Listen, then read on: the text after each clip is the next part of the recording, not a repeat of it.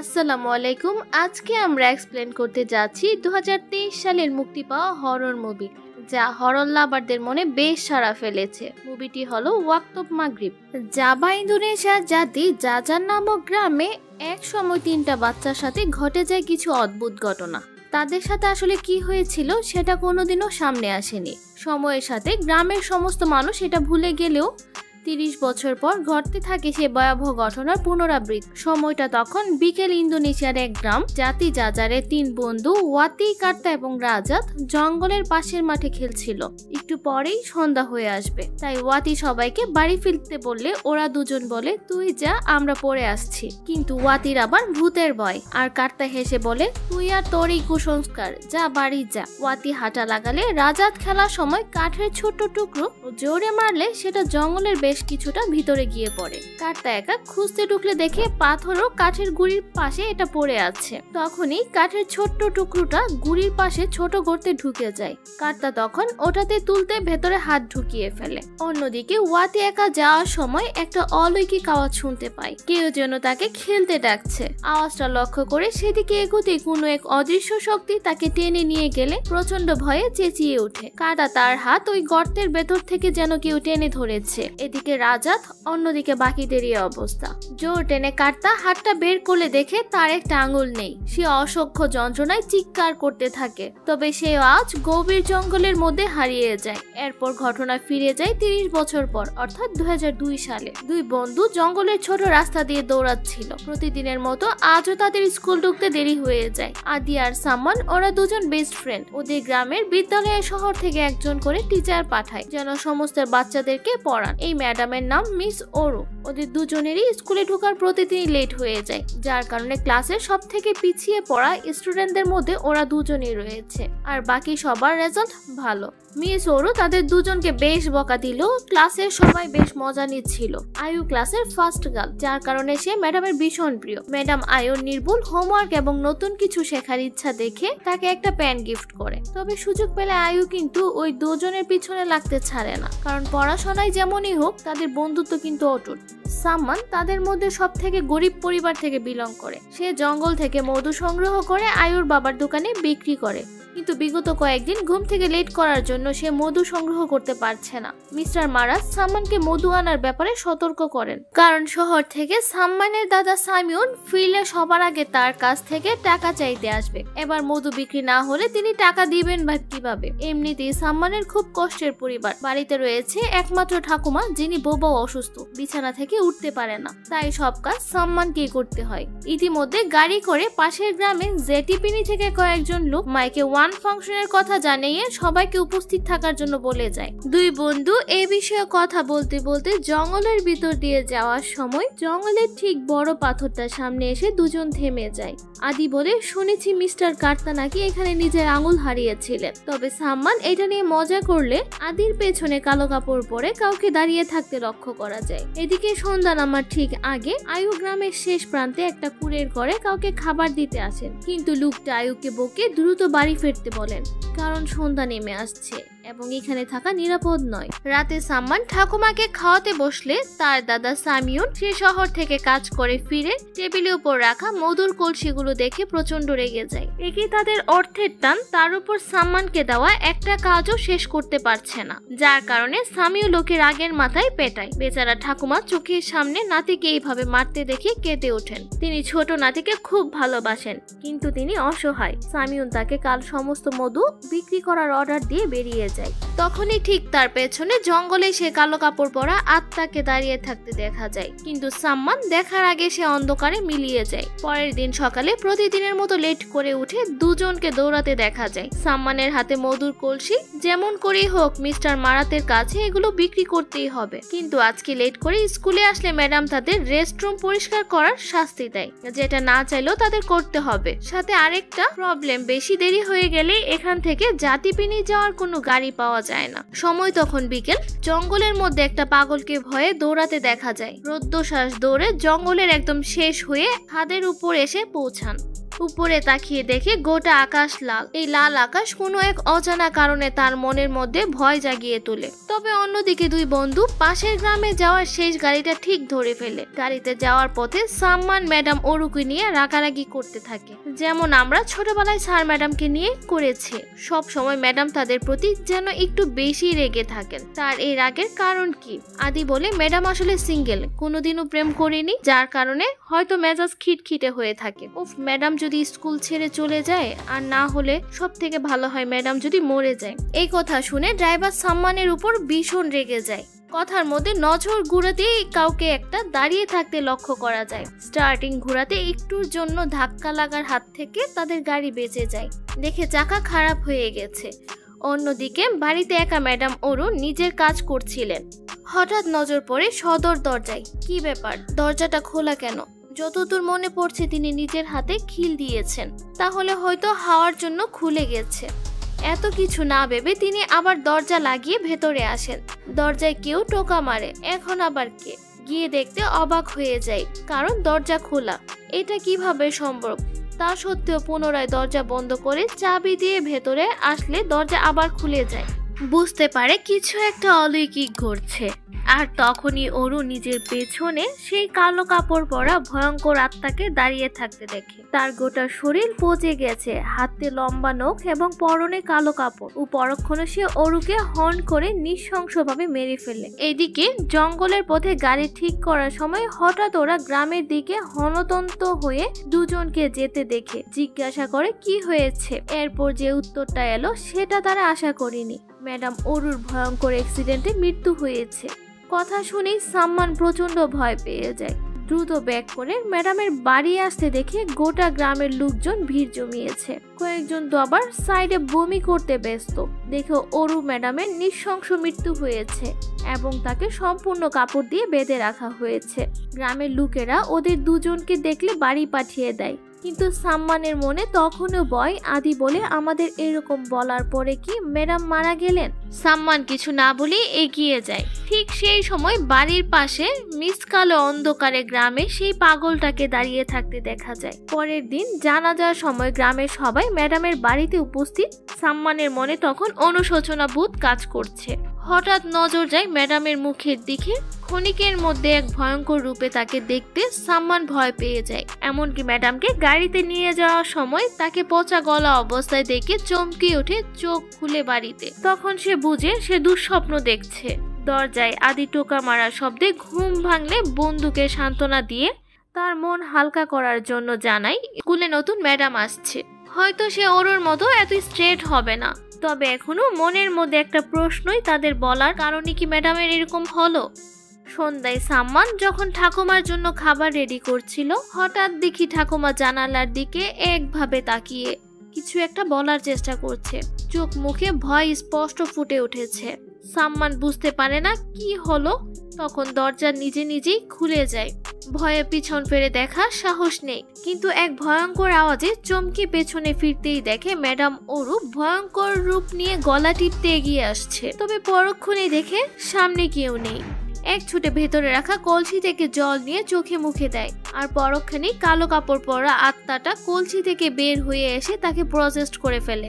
সেই রাতে আয়ু এবং তার বাবা কিছু গণ্যমান্য ব্যক্তিদের নিয়ে গ্রামের রাস্তার মোড়ে জমায়েত করেন, কারণ আজ স্কুলে নতুন ম্যাডাম আসছে। ম্যাডাম নিন্সি সেই রাতে লাস্ট গাড়িতে এসে পৌঁছায়। আসলে ড্রাইভার ভুল করে পাশের গ্রামে ঢুকে পড়ায় এত লেট হয়ে গেল। সবার আগে গ্রামের হেড রহিম নিজের পরিচয় দিয়ে বাকি সবার সাথে আলাপ করিয়ে দেয়। কিন্তু এই সব কিছুর মাঝেও এদের সবাইকে দূর থেকে পাগলটা দেখছিল।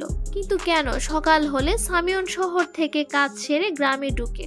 সবার আগে আয়ুর বাবা থেকে মধু বিক্রির টাকা আনতে গেলে তিনি বলেন বেশ কদিন ধরে সাম্মান মধু নিয়ে আসছে না। কথা শুনেই সামিউন রেগে যায়। মনে মনে ঠিক করে ফেলে আজ বাড়ি গিয়ে ভাইকে ভীষণ পেটাবে। আর সেটাই হয়। সামিউন বাড়ি এসে তাকে ভীষণ মারে। রাগের চোটে চেঁচিয়ে বলে তুই কি চাস? উত্তর আসে তোর মৃত্যু। এই কথা শুনে সামিউন তাকে মারতে গেলে সাম্মানের পেছনে কালো কাপড় পরে আত্মাকে দেখে ছিটকে পড়ে যায়। সাম্মান তার দিকে তাকিয়ে একভাবে হাসছে আর তখনই একটা ছুরি দিয়ে সামিউনের উপর ঝাঁপিয়ে বুক থেকে পেট অবধি ছিঁড়ে ভয়ঙ্করভাবে হত্যা করে।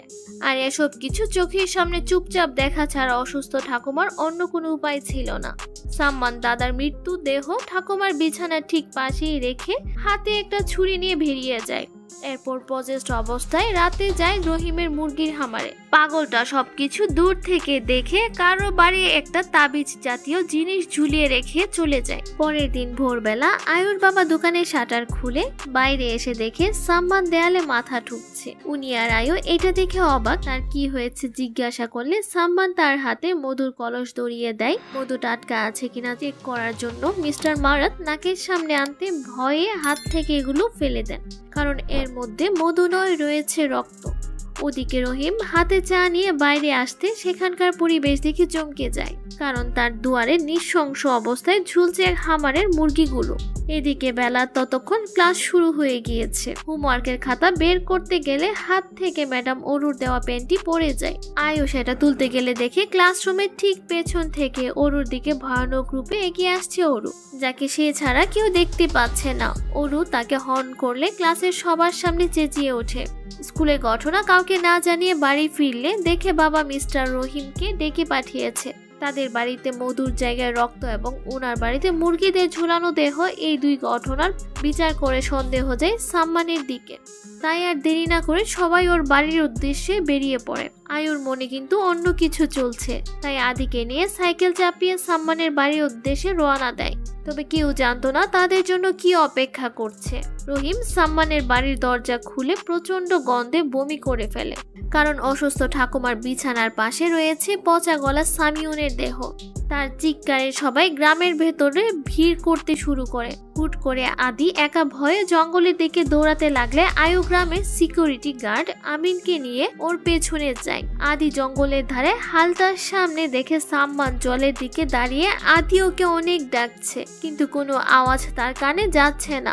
অগাধ সামনে গিয়ে ওকে ধরতে যাবে, তখনই সাম্মান অজ্ঞান হয়ে পড়ে যায়। আমিন ও আয়ু সাম্মানকে নিয়ে বাড়ি আনলে কেমন যেন চুপচাপ হয়ে যায়, কারণ কোনো প্রশ্নের উত্তর দেয় না। ম্যাডাম ন্যান্সি ওর সাথে একা দেখা করতে চাইলে রহিম বলেন, ম্যাডাম আমরা অনেক চেষ্টা করেছি, কিন্তু এক মনে কি যেন একটা গানের সুর আউড়ে যাচ্ছে। আমরা আপাতত জেলা থেকে পুলিশ ডেকেছি, দেখা যাক কি হয়। তবুও ম্যাডাম একটা বারের জন্য তার সাথে কথা বলার অনুমতি চাই। আর সেই মতো ভেতরে এসে কথা বলার জন্য চেষ্টা করলেও তেমন কোনো ফল পায় না। তবে ওদের সম্পূর্ণ গতিবিধির উপর আবার দূর থেকে নজর রাখছিল পাগলটা। কয়েক মিনিট পর ম্যাডাম নিরাশ হয়ে বেরিয়ে আসেন।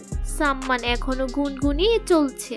সন্ধ্যার দিকে সাম্মানের গোর বাংলে দেখে সাম্মান ওর দাদা ভয়ঙ্কর রূপে দাঁড়িয়ে, আর তখনই পেছন থেকে ম্যাডাম ওর গলা টিপে ধরতে সাম্মান প্রজেস্ট হয়ে যায়। এর কিছুক্ষণ পর পুলিশ এসে ভেতরে ঢুকতে সেখানে উপস্থিত সকলের মুখ বন্ধ হয়ে যায়, কারণ ভেতরে চলছিল সাম্মানের লাশ। এই ঘটনার পর গোটা গ্রাম যেন এক অশুভ শক্তির প্রকোপ নেমে আসে। সন্ধ্যার পরে কেউ বাইরে থাকতে চায় না। তবে বন্ধুর মৃত্যুর কারণে সব থেকে বেশি শক পেয়েছিল আদি। আদি ক্লাসের শেষে তাকে একা বসতে থাকতে দেখে ম্যাডাম ন্যান্সি সান্ত্বনা দিয়ে বলে, তোমার মন হালকা করার জন্য আমি আছি, তো যা কিছু প্রবলেম আমার সঙ্গে শেয়ার করো। জানি তোমার বন্ধুর মৃত্যুর জন্য তোমার মন খারাপ হওয়াটাই স্বাভাবিক, কিন্তু আমাদের এই কষ্ট থেকে সবাইকে বেরিয়ে আসতে হবে। তার উপর সামনে পরীক্ষা, যেহেতু তার রেজাল্ট খুব একটা ভালো নয়, তাই এক্সট্রা ক্লাসের জন্য থাকতে বলে।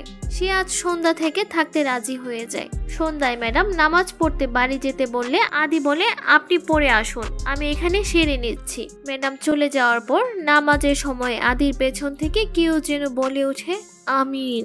প্রচন্ড ভয়ে বাইরে এসে দেখে রেস্টরুমের ঠিক সামনে সাম্মানের মতো কেউ একজন ঝাড়ু দিচ্ছে। লাইটের অহরহ জাটকায় তাকে ঠিকভাবে দেখা যাচ্ছে না। তখনই রক্তাক্ত সাম্মান তার দিকে এগিয়ে আসতেই আদি চোখ দুটি উল্টে পজেস্ট হয়ে যায়।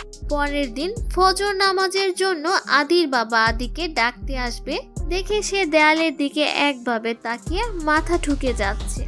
উনি তার পিঠের উপর হাত রাখতেই আদি জানায় তার এখন ঘুম পাচ্ছে। তাই ফজরের নামাজ পড়বে না।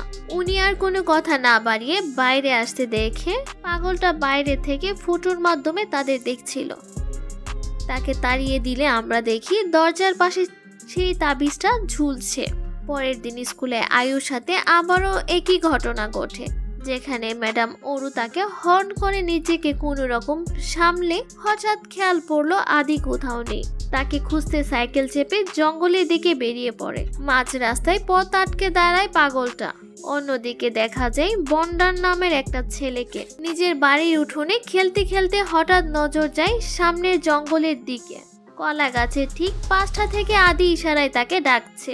যেহেতু সে বন্দানের ক্লাসমেট, তাই কিছু না ভেবে ওর দিকে এগিয়ে যায়। এর কিছুক্ষণ পর বন্দানের মা বেরিয়ে এসে দেখে ছেলে কোথাও নেই। বিকেল কেটে যাওয়ার পরও বন্দান আর আদি না ফিরলে গ্রামের লোকজন জড়ো করে দুজনের পরিবার জঙ্গলের দিকে খুঁজতে বেরিয়ে পড়ে। কিন্তু সে রাতে তাদের কোথাও খুঁজে না পেয়ে সবাই খালি হাতে বাড়ি ফিরে। পরের দিন ক্লাস চলাকালীন সবাইকে বলে দেওয়া হয় স্কুল শেষ করলে সবাই যেন তাড়াতাড়ি বাড়ি যায়, কারণ গ্রামের অবস্থা খুব একটা ভালো নয়। কিন্তু এসবের মাঝে আয়ুর নজর ছিল ম্যাডাম নিন্সির দিকে। ছুটি হলে ম্যাডামকে দাঁড় করিয়ে আয়ুর হঠাৎ ওনার হাতে একটা তাবিজ ঠেকিয়ে দেয়। ম্যাডাম কেমন যেন অপ্রস্তুত হয়ে পড়েন। দেখে মনে হলো কিছুক্ষণের জন্য অসুস্থ হয়ে পড়লো। তবে পরক্ষণে নিজেকে সামলে এই ব্যাপারে জিজ্ঞাসা করলে আয়ু উত্তর দেয়, এটা আপনার সুরক্ষার জন্য আমি নিয়ে এসেছি। নিন্সি বলে, আয়ু তোমাকে অনেক ধন্যবাদ আমায় নিয়ে ভাবার জন্য। আচ্ছা, তো এখন বাড়ি যাও, এদিক ওদিক ঘোরো না। ইতিমধ্যে বিকেল নেমে আসলে গ্রামের সবাই নিজের বাচ্চাদের সুরক্ষার জন্য ঘরের ভেতর ঢুকে দরজা লক করে দেয়। কিন্তু আয়ু সাইকেল নিয়ে বেরিয়ে পড়েন নামাজ পড়ার জন্য। বাবা যেতে মানা করলে সে কোনো কথাই শুনে না। কিন্তু কিছুটা দূর যেতেই দেখে আদি মাঝ রাস্তায় বসে কি যেন একটা করছেন। গ্রামের ততক্ষণে হুলস্থুল কাণ্ড পড়ে যায়। একজন মহিলা লক্ষ্য করে আদি আয়ুকে মারতে দৌড়াচ্ছে। সুযোগ বুঝে সে আয়ুকে ঘরে ঢুকিয়ে দরজা বন্ধ করে দেয়। কিন্তু আদি পেছনের দরজা দিয়ে ঢুকে যায়। ওকে মারতে যাবে তখনই আমিন এসে আদিকে মেরে অজ্ঞান করে দেয়। এইসব চলাকালীন অনেকটা সময় কেটে যাওয়ায় আয়ু বাড়িতে না ফিরলে ওর বাবা বাইরে এসে দেখে দোকানের ঠিক পাশের টেবিলটায় একটা কাপড়ে মোড়ানো দেহ শোয়ানো আছে। বয়ে হাত কাঁপতে কাঁপতে টর্চ দিয়ে কাপড় সরাতেই দেখে এটা সাম্মানের লাশ, যেটা আদি কবর থেকে তুলে এনেছে। অন্যদিকে গ্রামের হুজুরকে ডেকে এনে আদিকে শান্ত করা হয়, কিন্তু তারা এখনো বুঝতে পারছে না এই সব কিছুর পেছনে রহস্যটা কি। সমস্ত ঘটনা মিটে যাওয়ার পর আদির বাবা মিস্টার কাহসানের সাথে গ্রামের সবাই আলোচনায় বসে, কারণ সবার সন্দেহ ছিল এই সব কিছুর পেছনে হয়তো সেই পাগলটার হাত আছে। কারণ এইখানেই ইমাম থেকে জানতে পারা যায় ওই পাগলটা আর অন্য কেউ নয়, স্বয়ং কার্তা। সাথে গ্রামের যতগুলো বাচ্চা এখন অবধি মারা গেছে বা প্রজেস্ট হয়েছে, তারা কার্তাকে বাড়িতে কোনো তাবিজ ঝুলাতে দেখেছে। এমনকি আয়ুর বাবা এই কথায় সম্মতি জানায়, যার কারণে সমস্ত সন্দেহ তার উপর গেলে সবাই কার্তাকে মারার জন্য রওনা দেয়। তার বাড়িতে এসে ওর কোনো কথা না শুনে সবাই বেদরক পেটায়। কার্তা অনেক বোঝানোর চেষ্টা করে যে পুরো গ্রামের উপর খারাপ জিনের ভর রয়েছে, কিন্তু কেউ তার কথা বিশ্বাস করে না। তাকে প্রাণে মেরে ফেলতে যাবে তখনই রহিম মিস্টার মারুত সবাইকে থামিয়ে সবাইকে বুঝিয়ে বলে এমনিতেই গ্রামে প্রচুর খারাপ জিনিস ঘটছে, তাই নিজের হাতে আরো একটা নতুন করে খারাপ জিনিস ঘটানোর কোনো দরকার নেই, বরং একে আমার বাড়িতে বেঁধে রাখা হোক। পরের দিন সকালে আয়ুর সাথে ম্যাডাম দেখা করতে আসে। তাকে দেখেই চমকে যায় আয়ু। রাতে তোমার সাথে কি ঘটনা ঘটেছে সেগুলো শুনলাম আয়ু, বুঝলে? আশা করি এখন ভালো আছো, কিন্তু সব সময় কি ভালো থাকবে? কাল রাতে কার্তার বাড়ি সবাই গিয়েছিলাম, খবর পেয়েছি তুমিও নাকি মাঝে মধ্যে ওখানে যেতে। কথা শুনতেই আয়ু চমকে ওঠে। বেগুতি ঘুরতে দেখে আয়ু ব্যাগ থেকে তাবিজটা বের করে হাত বুলিয়ে নেয়। এখান থেকে ঘটনা যায় সেই দিনের বিকালে, আর কার্তা আয়ুকে নিজের বাড়িতে এনে একটা তাবিজ দিয়ে বলেছিল এটা তোমার ম্যাডামের শরীরে কোনো অংশে একবার স্পর্শ করে দেখো, যদি সে অদ্ভুত আচরণ করে তাহলে বুঝতে হবে কিছু একটা প্রবলেম আছে। আসলে সেদিন ম্যাডাম এই গ্রামে আসে, সেদিনের লাল আকাশ, পাখিদের আচমকা ভয়াক্ত ডাক, বাতাসের অশান্ত হয়ে যাওয়া আমি দেখেছি। এটা কোনো ভালো সংকেত নয়। এই একই জিনিস আমি আজ থেকে 30 বছর আগে ছোটবেলায় সেই বিকালে লক্ষ্য করেছিলাম, আর ওই বিকাল আমার পুরো জীবন পাল্টে দিয়েছিল। তোমাদের ম্যাডাম কোনো মানুষ নয়, তিনি হলো জিন অফ দ্য ব্ল্যাক মাদার। সে বাচ্চাদের বহন করে বেঁচে থাকে। তোমরা কেউ সুরক্ষিত নয়, কিন্তু তোমার বিশ্বাসের জন্য আমি এই তাবিজটি দিলাম। এটা একবার হলেও ম্যাডামের শরীরের সাথে স্পর্শ করো। আমি চেষ্টা করব এই গ্রাম থেকে তাকে তাড়িয়ে দেওয়ার, কিন্তু আমার কাছে এখনো তার গ্রাম আসার কারণ অজানা। এখান থেকে ঘটনা বর্তমানে ফিরে আসে। সবকিছু জানার পর আয়ুর এখন ভয় লাগাটাই স্বাভাবিক। আর সব থেকে বড় কথা, ম্যাডাম নিন্সি নিজেও সব জানে। আর জানবেন বাই না কেন, জিনের কাছে সব লুকোনো সম্ভব নয়। সে আয়ুকে বলে সবার সময় আসবে। সাম্মানেরও এসেছিল, আদিরও এসেছে, তোমারও আসবে। একটু অপেক্ষা করো। তোমার প্রিয় ম্যাডাম অরু আর কতদিন তোমায় রক্ষা করবে। এই বলে তিনি বেরিয়ে যান। এইদিকে রহিমের বাড়িতে বাঁধা অবস্থায় পড়ে থাকা কার্তার স্মৃতি রোমন্থন করলে ফিরে যায় 30 বছর আগের বিকেলে জঙ্গলে আঙুল কাটা অবস্থায়।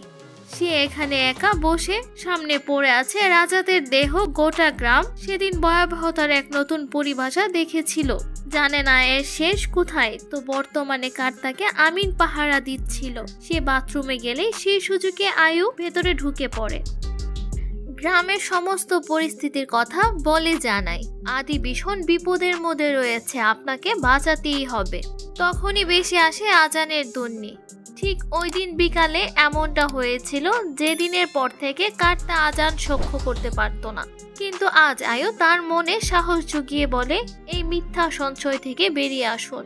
এই আজানই আমাদের পথ দেখাবে। এই বলে কার্তাকে মুক্ত করে আমিনকে পেছন থেকে মেরে অজ্ঞান করে আয়ু পালায় আদিকে বাঁচাতে, এবং কার্তা যায় নিন্সি অর্থাৎ জিনকে শেষ করতে। ম্যাডামের বাড়ি পৌঁছে দেখে আয়নার সামনে নিন্সি তার আসল রূপে বসে। তাকে দেখা মাত্রই বলে, কার্তা, আমার এখনো মনে আছে তোমার আঙুলটা ভীষণ মিষ্টি ছিল। আচ্ছা, তোমার বন্ধু রাজাতের কথা মনে পড়ে না? কথাটা বলি রুম থেকে বেরিয়ে আসলে নিন্সি ওয়াতি রূপ ধারণ করে। আর ঘটনা এখান থেকে ফিরে যায় 30 বছর আগে সেই রাতে। জঙ্গলে ওয়াতি একা শুয়ে, চারদিক থেকে অপার্থিব আওয়াজ এখনো বেশি আসছে। তখন সামনে দেখে জিন তার আসল রূপে হাওয়ায় ভাসমানরত, এবং তার হাতে রয়েছে রাজাতের মাথা। আর কার্তা বুঝতে পারে জিন তাকে ভেতর থেকে মানসিকভাবে ভেঙে ফেলতে চাইছে। কার্তা বুঝে যায় এইভাবে থামানো সম্ভব নয়। তাই সে পৌঁছে যায় জঙ্গলের মাঝে, সেই পাথরের কাছে যেখান থেকে সবকিছু সূত্রপাত। তবে জঙ্গলের অন্য পথে আদি এগিয়ে চলেছে 30 বছর আগে সেই জায়গায়, এবং তার পিছু নিয়েছে আয়ু। কার্তা পাথর সহ পাশের গাছের গুড়িতে আগুন লাগানোর চেষ্টা করলে কেউ যেন বারবার দেয়া সেলাই দিয়ে দিচ্ছিল। তখনই আদি পৌঁছে যায় জিনের কাছে। তার ধারালো নখ বিশিষ্ট আঙুল ক্রমশই তার দিকে এগিয়ে আসছে। কার্তা অনেক চেষ্টা করে আগুন লাগাতে, কিন্তু তাতে ওয়াতি হর্ন করতে থাকে। কিছুক্ষণ এইভাবে চলার পর বুঝতে পারে ভয় পেয়ে থেমে থাকলে হবে না। তাই কার্তা আল্লাহর নাম স্মরণ করে আগুন জ্বালিয়ে ছুড়ে দেয় পাথর সম্মের গাছের গুড়ির দিকে। মনের সমস্ত গ্লানি দূর করে আল্লাহকে একভাবেই ডাকতে থাকে। তার আওয়াজ হাওয়ার মতো ছড়িয়ে পড়ে জঙ্গলে। কমতে থাকে জিনের প্রভাব। যথাসময় তার বাবা এবং আয়ু এসে আদিকে বাঁচিয়ে ফেলে। শোনা যায় ওই রাতে আদি সহ বাকি সব বাচ্চারা বেঁচে গিয়েছিল। সেদিনের পর থেকে জিনটাকে আর দেখা যায়নি। সে কেন এসেছিল জঙ্গলের সঙ্গে, তার কি সম্পর্ক, এবং এই গ্রামে তার প্রভাব থেকে সম্পূর্ণভাবে নিস্তার পাবে কিনা সেই প্রশ্ন এখনো রয়ে গেছে। হয়তো যখন আল্লাহর উপর থেকে মানুষের বিশ্বাস বা আস্থা উঠে যাবে, মানুষ ধর্মের উল্টো পথে হাঁটবে, তখনই হয়তো সে আবার ফিরবে। ভিডিওটি ভালো লেগে থাকলে লাইক করুন, কমেন্ট করুন। এমনই আরো ইন্টারেস্টিং গল্প পেতে আমাদের চ্যানেলটি সাবস্ক্রাইব করে আমাদের সাথে থাকুন।